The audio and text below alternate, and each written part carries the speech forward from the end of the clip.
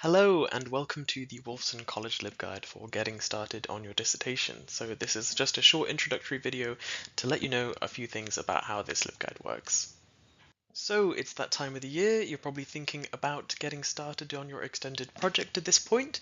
Maybe you're thinking about a few ideas, maybe some themes, some sort of different avenues for exploration. You might be thinking about different titles as well. So lots of things to consider, getting your plan down, thinking about how you're going to be working with your supervisor, all these different things, sort of floating around in your brain at this point at the very beginning of getting started on your dissertation. So of course there is quite a lot to be thinking about. So if you're feeling overwhelmed about the prospect of starting your dissertation, just know that that is absolutely normal. Especially if this is your first time doing academia on this scale, of course it's going to feel, completely new, and it's going to feel quite daunting as well. So luckily there are lots of tips and tricks, and that's what this LibGuide is about, and hopefully that's why you're here as well. So the best way to feel better, of course, is to get ahead of your schedule, and that's everything that this LibGuide is about, is giving you the tips and tricks to feel really confident about getting started on your dissertation. So I hope you get a lot out of it. And also, if you are feeling overwhelmed, then absolutely there is support here for you, which is the good news. Not only on the welfare side, but also us librarians here are more than happy to be helping you to get back on your feet and feeling really confident getting started on your work. So the best and first piece of advice that I could probably give to you is just to not think of the entire project all at the same time, okay?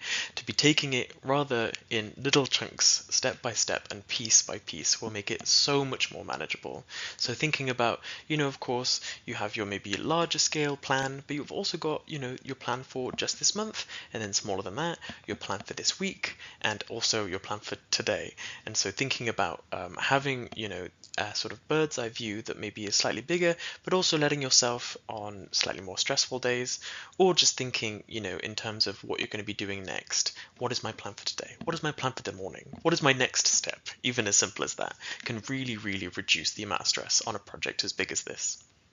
So here is a sort of checklist, which will appear, that is sort of also doubling up as what you will be able to find on our LibGuide. So it's kind of things to be thinking about as you get started. So the first one is choosing your research topic and question.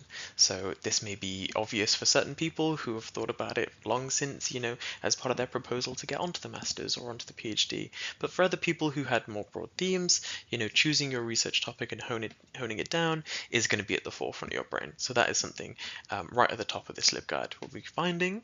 Also setting your scope, another thing, once you have your research question, being able to narrow it down and figuring out exactly what you are going to feasibly able to produce within your time frame. Also being structured, so having all of these things in your arsenal. How are you going to plan out your time as best you can within the knowledge that you can't always plan every single part, and things will change as you go along, but producing a structure to give yourself the best possible chance of doing everything in a timely manner going forward. Knowing what's expected of you, a really big one, knowing right at the start what is the marking criteria, what are the documents I need to provide, do I need a research data management plan, do I need an ethics sort of discussion, things like that. So going into the project with a really clear idea of what are your goals and your aims at the end of the project. And then finally, just a useful trick, keeping a research journal, something I would really advise getting started right at the start, so you create a really good habit of keeping track of all of your progress in a really handy document that makes sense to you. So in terms of using this LibGuide, of course, we've got a podcast episode right up at the top. So in this case, that's a interview with one of our writing consultants, Megan, who gives her experience with, producing her master's question, but then also producing the PhD question, and being able to compare those two. She talks a little bit about how to make the most out of your supervisions with your supervisor, and thinking about, constructing that question as well. So some really useful advice from someone who's gone through the whole process really recently. We've also got a couple of videos from me, from YouTube, and also from some other content creators as well that I've thought are particularly useful to be looking at. And then of course, lots of links to other sites and resources that you can click through as well. So do just explore as much as possible. Finally, if you have any questions or if you have any feedback, please do get in touch via the email here.